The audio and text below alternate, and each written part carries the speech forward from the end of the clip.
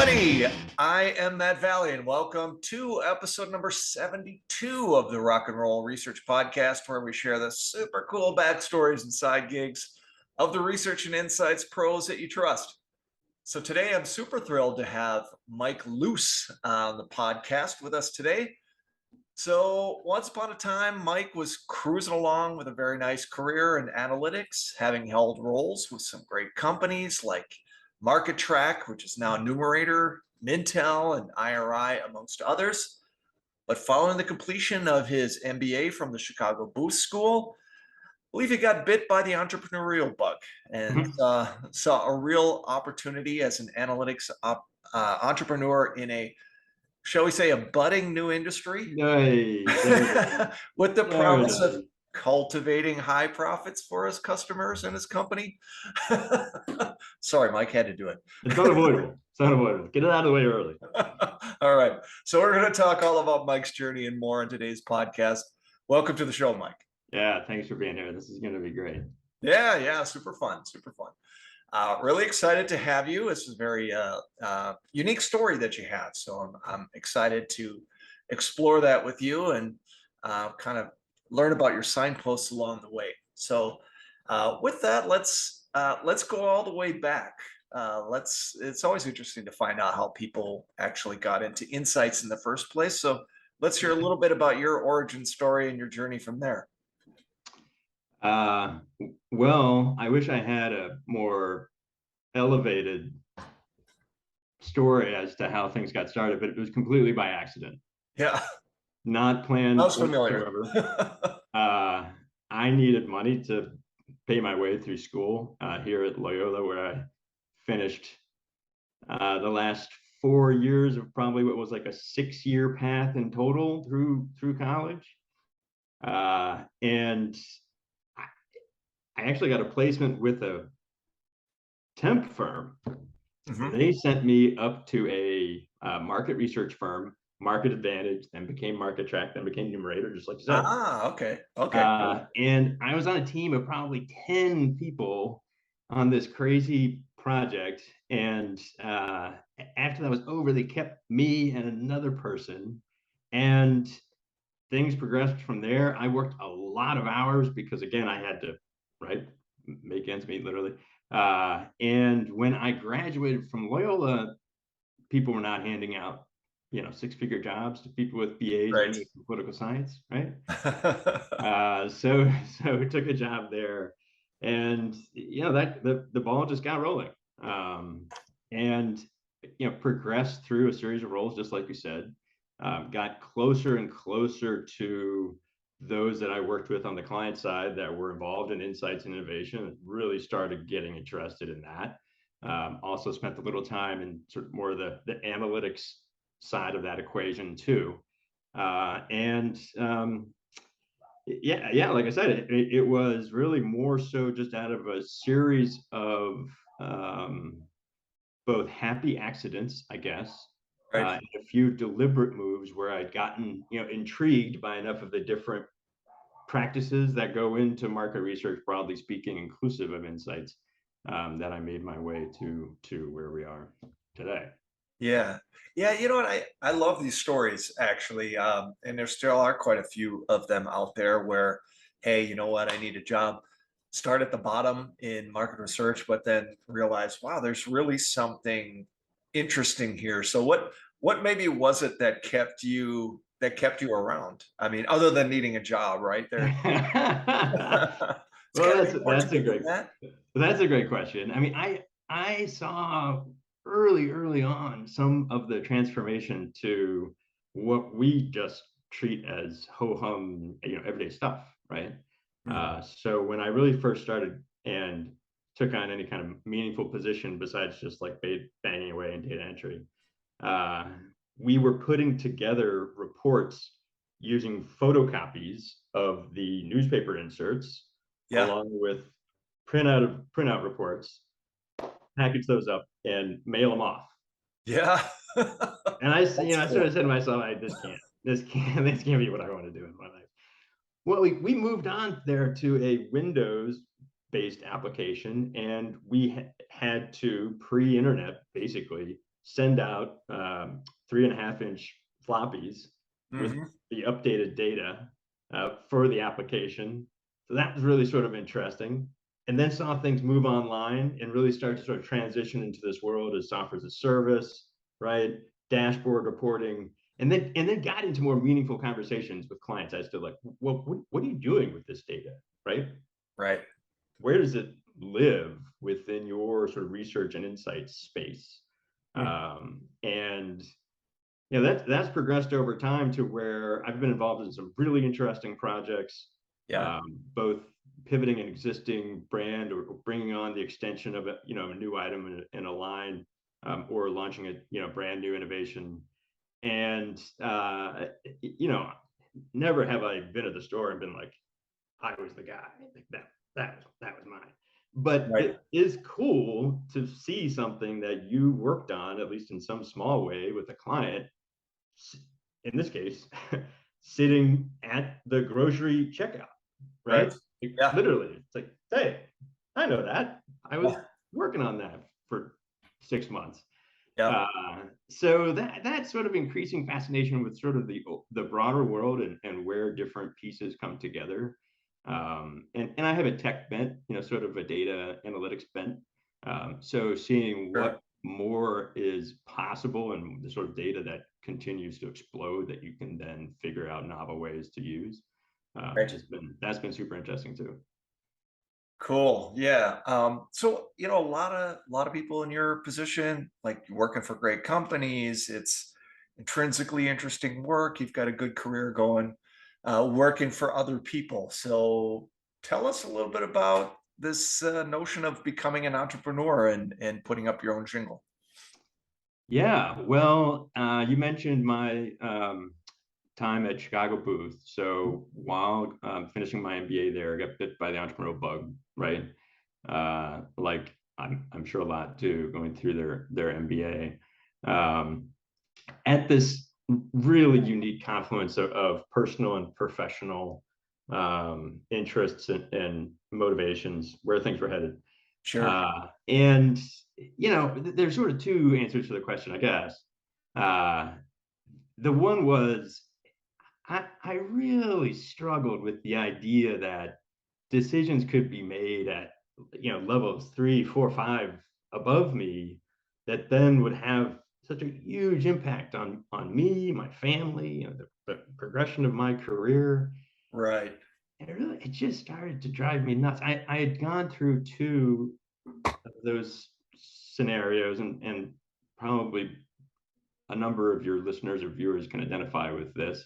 And the last one, I sort of said to myself, I can't do this anymore. I can't handle it. Right. I have to find a way to either join such a boutique company that everybody's into everything, right? We've all got different hats on. Or, and this was where I was more interested, getting back to the entrepreneurial piece, let me go start my own thing. Hmm. And I cast it around. I mean, on the flip side, I wasn't going to go sell cars. Like I have no idea outside of CPG, retail, et cetera, what I might have gone and done. Sure.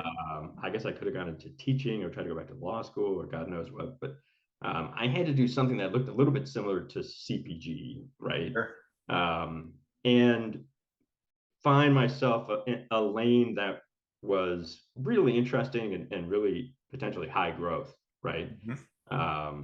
And really, at the end of the day, from a personal perspective too, I had just started a family. I'd gone through this spirit experience and had this not pro motivation. And I wanted to find something that, even in a small way, felt like I was contributing, like I was giving back, right? I was a part of something that was doing good. And I've been watching cannabis for a little while. I was part of the legacy market, if you will, Legacy market. Yep. as a younger person, pretty extensively engaged in the legacy market as a younger person. And in Illinois, the program for legalization was moving along slowly, but it just so happened they added some conditions to the medical program that would allow me access in 2018. So I saw that happening, went to a cannabis conference for the first time in 2017, and Okay. it was spilling over into the rest of the hotel, right? Right. It was out into the hallway. There were people everywhere, Yeah. doing all sorts of interesting things. And so I started looking into it, and even at that time, the refrain from many executives, you would read is, we want to become a CPG company, right? We want to be a house of brands. We want, taking like literally some language from what you might find in a, history of P&G, right? Sure. And applying it to cannabis. Mm-hmm. And so all of those things came together. And again, at the same time, I wanted to try to stay somewhat in my lane, focus a little more on the data and the analytics, and try not to just like pick up what I knew over here or what I knew of what could be done and just put it over here, right? Right. Yep. I knew that from the outset that that was not going to be a path to success. I still think I made a ton of mistakes at the beginning, Sure. and in the interim, but it really did allow me to get in early-ish. If you think people in cannabis age in dog years, which a lot of us I think do, um, and make some really valuable mistakes, learn a lot, and really try to identify where I saw some instances where there were deeper learnings to be had, right? And for whatever reason, it just didn't get there, right? Right. So from a survey writing perspective, for example, like, well, what if you could go on and ask some more questions in a way that speaks to the respondent, a cannabis consumer, right? Then making it feel like a little more like a survey about toothpaste. So Right. Yeah. that combination of things, I mean, that's a whole host of factors, I guess, that brought me into the mix. But it was this combination of professional and personal. And honestly, I don't think anybody's in cannabis without some degree of that personal story, right? I am a big believer personally in the good that it can do for society. I haven't taken an Ambien in 4 years, for example, right? Right. Yeah. And that's just a tiny little personal anecdote, much less all the other things that we've been able to see across the country. So, um, that opportunity I felt like was fairly unique, and I really felt like I would be kicking myself years later if I didn't go after it. Yeah. Yeah. I mean, the timing obviously is just seems ideal. And it's called High Yield Insights, right? It is, puns being unavoidable. It's, it's the way it My works. my co-founder actually was more of a realist, and he said, Mike, why don't we name it Medium Yield Insights? I like that. Yeah, I didn't feel like that really had the level of, optimism that you want to bring to the table in an entrepreneurial venture. Uh, so yeah, high yield insights it is, and at least fortunately, that does connect to some actual, real world terminology, cultivation, investment, all that kind of stuff. Yeah.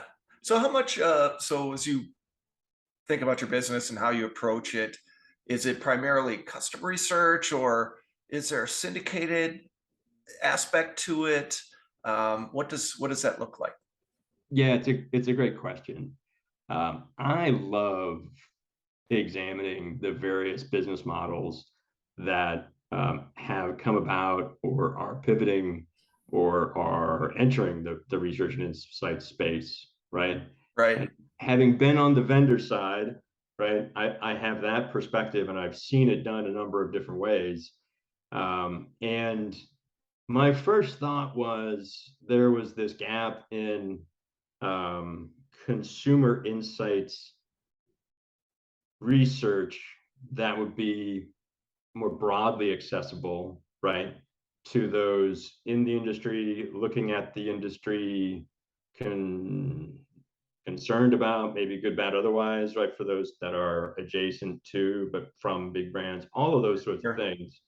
And so to answer your question, I felt like there was this opportunity for syndicated cannabis consumer insights reports. I was totally wrong. There was no appetite for that whatsoever. Interesting. So I really missed that in the sense that, at least at that time, the need on the cannabis side, I felt like was it didn't encompass that type of research, that type of resource, let's say that. Yeah, Um, right.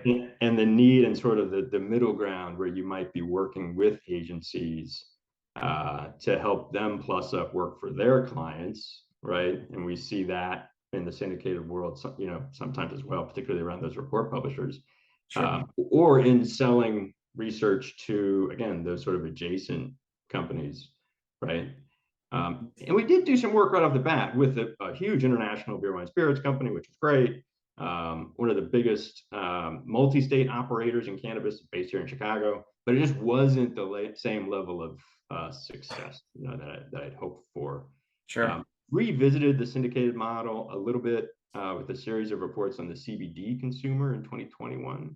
But Okay. at that stage, I realized this is really more of almost sort of content marketing, right? Where Hmm. anything that comes about via the reports is gravy, which was great, and led to a number of custom engagements, and that's the bulk now of what I do, right? Okay. The IP around the insights, and particularly on the quant side, is between my ears, right? Right. Because I've learned, okay, this is how we need to set up and ask questions, right? In order to get at what it is we really want to know, and not just get some surface level answers, right? Sure. So it's great. So I got some methodologies in my back pocket around sampling, around that sort of thing. Hmm. But the actual like work and the digging, all of that is done on a custom basis. Right. Right. Yeah, I mean, it's interesting because, like you said, I mean, it shares some things in common with, let's say, like big CPG, where brand is, potentially very important. Yep. Um, but there are some things that it lacks, like a structure around the data, right? So you don't have scanner data that's available to you to understand all those sorts of things. So as you think about sort of where it's at in early days, and maybe where it's going to be, grabbing Yeah, the no, it's a great ball, what question. does it look like? There's probably more there than people would guess. Uh, Okay. so there were great companies, Headset, BDSA, Brightfield, a number that entered into the market much earlier than I did. That, for example, the BDSAs and headsets are the IRIs and Nielsen's, Brightfield somewhat somewhat along those lines as well. But maybe if you don't have any frame of reference in a spins-esque. So there's definitely some of those like blocking and tackling vendors that are in place, which is great, right? Because you need that underpinning, and they then can build on that and do more things. But it's not the same as what we see when we come into a conference room with the client, and there's two people from here and one person from over there and three person Right. here, right? But that's actually where I hope we go, because we can't all do everything, right? Right. People specialize for a reason, Hmm. um, and some of the most successful projects I was involved in on the CPG side, we were working hip to hip with competitors at times. Sure.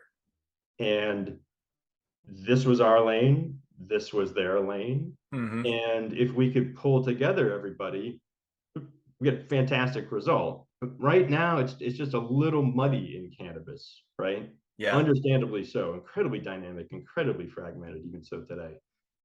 But I would love to see us get there, in part because I think just in general, and it's at least in market research anyway, partners are going to win. Partnerships are going to win out, right? Yeah. And I think that's going to be true. I think it's really going to be true from a market research perspective, in cannabis, where you can pull together different assets, skill sets, expertise, even just points of view, right? Right. And arrive at, the dreaded holistic cliche Yeah. uh, understanding of what it is you're really trying to get after from an insights perspective. Yeah. Well, I mean, it's interesting because uh, believe it or not, I don't know a lot about the market and the structure of the market and all that sort of thing. Well, And how could you not? I mean, you're a rock and roll podcast. You know all about it. it's just never been my thing. I mean, I've been around it a lot, but it's just never really been my thing. Um, but I'm open to it. It's all good. So, but coming in from the outside, like even from a research standpoint, if I'm let's say a company and I want to get into this space and I want to develop product for the space, et cetera. Yeah. I wouldn't really know where to start. So it is gratifying. It's good to know that there are people like you that have already done all of that work. Yeah. You can probably be a one-stop shop to say, if I say, where do I start? What Yeah. do I need to know? I could go to you, right? Yeah, it's funny that you say that. So some of the first engagements in 2018 that came about really just came about because people saw that I had spent time at Mintel and IRI, along with my co-founder, Yeah. Yep. he's sort of in the background now. And those were with people from CPG who had taken leadership positions at cannabis brands, right? Right. Trying to Right. figure it out over here. Yeah. Mhm. And people in CPG who were trying to help their business understand what does this mean from a legalization perspective, right? Yeah. And what I came to find out is that almost any CPG has got someone somewhere tracking what's happening in cannabis, even if it's Yeah. like a skunk works Yep. eye in the Totally. basement somewhere, right? They have to be able to track this. Similarly, though, and here's where I've gotten actually some business recently, and maybe a touch of a pivot for me. There's this middle ground, and I think to your point about where do I start, that sort of thing, where research agencies of any size that have been working with those types of clients, the CPG, retail, food service, right? Yeah. In general, know little to nothing about cannabis, as Sure. they might like to anyway, right? And what I have found is that I can really provide value just in a personal way, in an informal way, by giving people a landscape of here's what's out there, Yeah. right? Sure, I'd love for you to work with me, but I'm not a be all end all, right? Right. And let me give you a few suggestions as to how to go look at some things. And then, of course, I can put you together with some people right after you kind of get a sense of what you might need. And that's been tremendous, right? And that just Yeah. it creates really great relationships because people hear you say, well, you're not selling me on anything necessarily. You're just helping Yeah. me widen the aperture as to what it is that I can understand around the market research landscape. Yeah. And I'm starting to fold that into some of my presentations, incidentally, right? So Yeah. it's not all about me, right? I mean, I occupy a tiny little corner in the sandbox, but I think that's been really fun then too, right? Is to I don't think adding the high yield insights logo to a client deliverable from another agency is going to move the needle necessarily. I'm Yeah. having my name attached. I'm more humble than to think that, Sure. but it has been really interesting to see these couple of signals go up to where my contribution from sort of a private label perspective, right, Yeah. to plus up existing work that's being done, Yeah. or just help the research company be able to give really good answers to questions when clients come to them and ask about cannabis, Exactly. Yeah. right? Because you're an AE talking to your client and they say, hey, we're going to do this cannabis study. You don't want to be. Yeah. So that's been fun too. That's actually been really fun. And it's a great sort of share out, like, learning opportunity, right? Um, uh, Charging for it maybe is a whole Yeah. nother matter, but Well, there's a huge value here in translation, right? Because you get Yeah, people who understand, let's say, brand building or marketing or insights in this classic way, and then you've got this space that they know is so important to the business. Everybody's talking about it, but they understand it to be the wild, wild west. What is this group in the middle that connects right, these two? How can I wrap my head around it? And there's just tremendous value in that middle piece. So right. middle yield insights. There you go.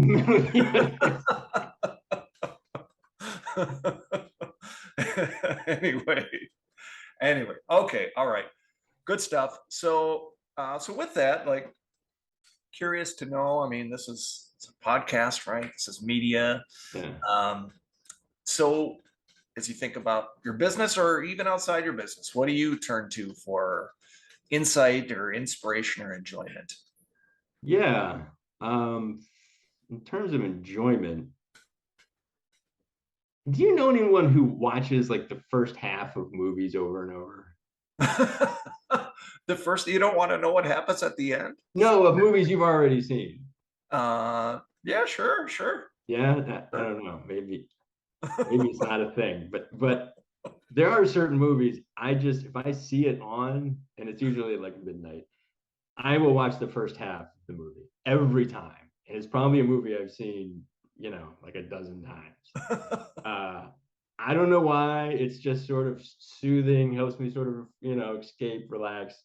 Uh, and so that would be one piece. It's personal distraction. That's awesome. Um, I do spend a lot of time reading kids' books. I have a 6-year-old Charlie and a 2-year-old Ethan. Oh, wonderful. Charlie's kind of getting into like, um, I don't know, like a little bit of like mystery adventure books. So Yeah, that's sure. awesome, right? Ethan's still reading, you know, the Big Red Ball and the Little P and Yeah. all these books that I now have memorized. So I spent a fair amount of time doing that. And Have you, then, do you have the Magic Treehouse in the oh mix yeah, yet? Oh, oh, absolutely. yeah. Oh, hell, Great oh, stuff. we've got books that have gone through, like 2 generations at this stage, right? Yeah, that's great. Richard Scarry's Cars and Trucks and Things That Go. Oh, That's a yeah. good one, Yeah, that's definitely, that was a staple of my childhood for sure. absolutely. I tried to misplace it at some stage and failed. Charlie called me on it. It was a couple years ago. He's like, "No, Dad, we still have it."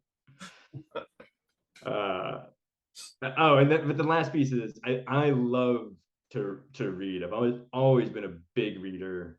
I've always been really interested in history, but increasingly over I don't know for a while. And this is kind of in keeping with what I have said earlier about my personal interest in research and insights, is understanding the consumer behavior, right? Especially understanding what may lead to decisions, what may drive behavior that is somewhat inaccessible to us as consumers, right? Right. Because it's based on what you hear system one thinking, Hmm. biases, right? These others. So Yep.